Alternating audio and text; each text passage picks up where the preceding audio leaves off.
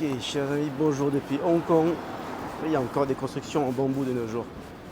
Bon bref, je vais voir une vidéo très intéressante de Jean Lacapelle qui est le responsable pour les Français étrangers du RN.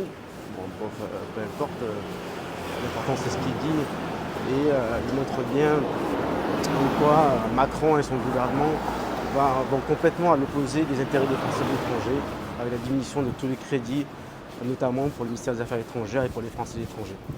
Chers amis, Emmanuel Macron vient d'asséner un coup de poignard dans le dos à nos 3,5 millions de Français de l'étranger. En effet, la semaine dernière, le gouvernement a publié un décret visant à supprimer 10 milliards d'euros de crédits pour le budget 2024. C'est le résultat de la mauvaise gestion financière du gouvernement, mais aussi des mesures d'austérité décidées par l'Union européenne. Parmi ces 10 milliards, l'État supprime 174 millions pour les affaires étrangères, dont 11,5 millions pour les Français de l'étranger.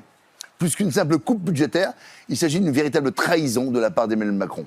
Souvenez-vous, il avait promis de renforcer le réseau éducatif français à l'international. Eh bien, c'est 1,6 milliard que le gouvernement va confisquer à tout l'enseignement, y compris hors de France, et qui dégradera la qualité des enseignements primaires et secondaires. Il avait promis d'améliorer la qualité des services consulaires.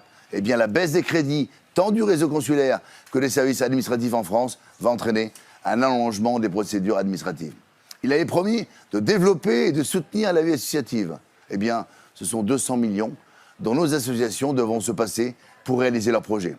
Mais derrière ces mesures se cache un projet dingue. Déléguer à l'Union européenne le contrôle de la diplomatie française en créant des pseudo-ambassades européennes chargées de mener les affaires diplomatiques et consulaires à la place des États membres.